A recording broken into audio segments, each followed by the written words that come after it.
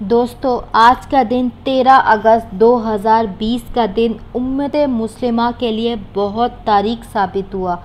You اے ای نے openly اسرائیل کو تسلیم کر لیا ہے اور اس کے ساتھ $50 ارب کے تجارتی معاہدے کیے ہیں، جن کے تحت اسرائیل دبئی میں آئل ریفائنری کی فیکٹریاں لگائے گا اور 20 عرب ریاستوں کی سیکورٹی کے لیے جدید ترین ہتھیار نصب کرے گا اور دبئی، سعودی عرب اور اسرائیل کو اسلامی دنیا کے باقی ملکوں سے تسلیم کرائے گا۔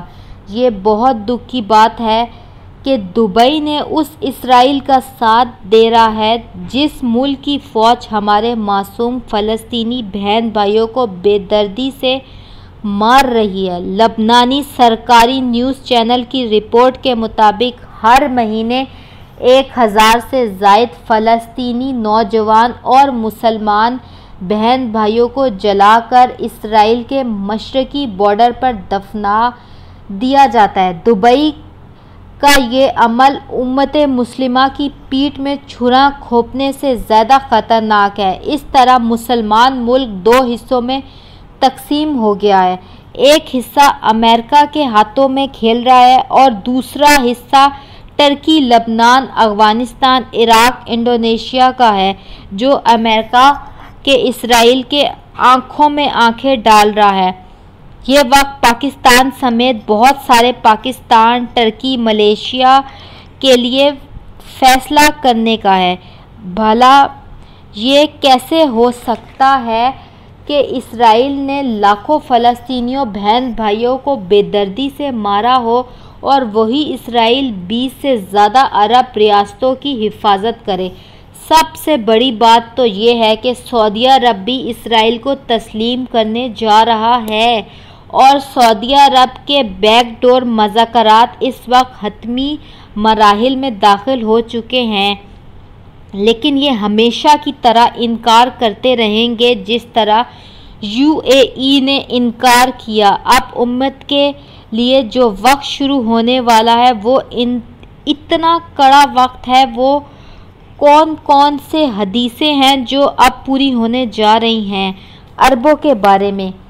سب سے پہلے سمجھ لیں، Donald Trump prime minister Benjamin Nitin Yahoo اسرائیل اور شیخ محمد بن زاید کراؤن پرنس ہیں، جو ابو ظہبی کے اور ڈپٹی سپریم کمانڈر یو اے ای کے جو ہیں، انہوں نے گفتگو کی اور مکمل طور پر فل ایگریڈ ہو گئے ہیں۔ آج کے بعد اسرائیل اور یو اے ای بھی ایک ہو جائیں گے اور یہ جس کو یہ ہسٹریکل ڈپلومیٹک بریک تھرو کہہ رہے ہیں، اصل میں یہ امت کی پیٹھ میں چھرا ہے اور یہ زوال شروع ہو چکا ہے مسلمانوں کا۔ اب صورتحال یہ ہے پیدا ہونے جا رہی ہے۔ انہوں نے جو سہارا لیا ہے وہ کہا ہے جی وہ اسرائیل کی انیکسیشن کرنے جا رہی ہے فلسطینیوں کی، لہٰذا ہم نے ان کے ساتھ تعلقات بحال کرے ہیں۔ فی الحال وہ انیکسیشن ہی کرنے جا رہا ہے۔ یہ قوم کے ساتھ اتنا بڑا جھوٹ ہے۔ اب جو ہونے جا رہا ہے وہ اتنا خطرناک ہے کہ شاید ہم سوچ بھی نہیں سکتے۔ محمد بن سلمان دھمکیاں دے رہا ہے عمران خان کو، دھمکیاں دے رہا ہے تمہارے 40 لاکھ ورکر نکال دیں گے۔ اب اسرائیل ہمارے سر پر آ کر بیٹھ گیا ہے اور اسرائیل نے ہمیں آج پیغام دیا ہے کہ پاکستان کے لوگوں اور پاکستان کے حکمرانوں، دیکھ لو آج مسلمانوں کے سب سے بڑے نیوکلیس جسے تم کہتے ہو عرب، آج وہ میرے ہاتھ میں آ چکا ہے۔ اس وقت سعودی عرب کے مکمل طور پر بیک ڈور اسرائیل مکمل طور پر فائنل ہو چکا ہے۔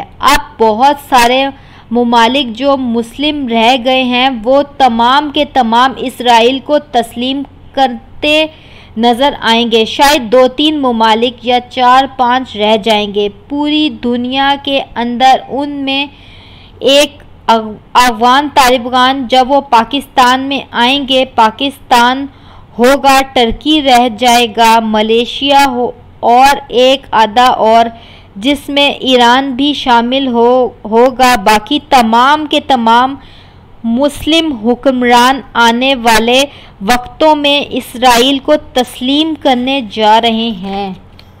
دوستو، ایک دفعہ خلافت عثمانیہ ٹوٹنے پر امت ٹوٹی تھی، پھر اس کے بعد اسرائیل کے قیام، اور آج اصل میں امت ٹوٹ گئی ہے، اور یہ اتنا بدترین فیصلہ ہے کہ آج کے بعد عرب ممالک میں کام کرنے والے پاکستانی اب اندازہ کر لیں کہ وہاں پر ڈائریکٹلی موساد کے ایجنٹ گھومیں گے۔ اب اسرائیل ڈائریکٹلی عربوں سے جو چاہے گا کروائے گا۔ یہ جو KL سمٹ تھا، کس نے کینسل کروایا تھا؟ اسرائیل نے کینسل کروایا۔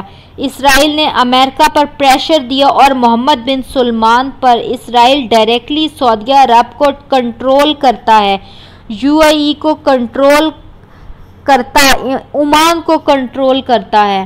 عرب ممالک کے ساتھ ان کے کنٹیکٹ ہیں۔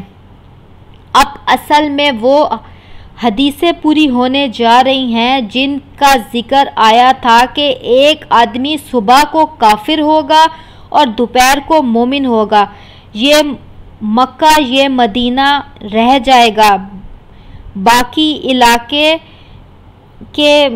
گئے ہیں آپ کے ہاتھوں سے، باقی علاقے گئے ہیں آپ سب کے ہاتھوں سے۔ یہ گریٹر اسرائیل بننے جا رہا ہے۔ سعودی عرب کے صرف مکہ مدینہ کو چھوڑ کر سارے اسرائیل کے قبضے میں جائیں گے۔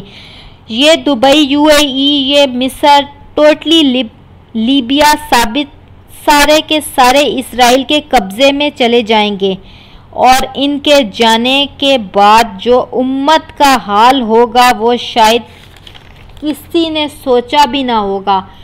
اب عربوں کا زوال شروع ہو چکا ہے، اب ان کو جو حال ہوگا وہ دیکھنے والا ہوگا۔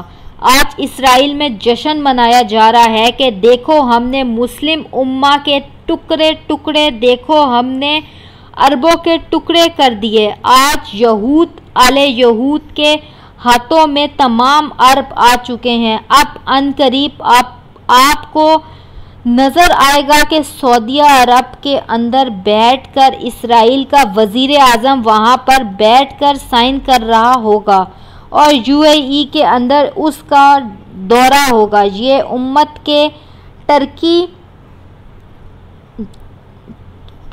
کے ٹکڑے کرنے والا وقت آ چکا ہے، اور آج یہ بہت تکلیف دہ وقت ہے۔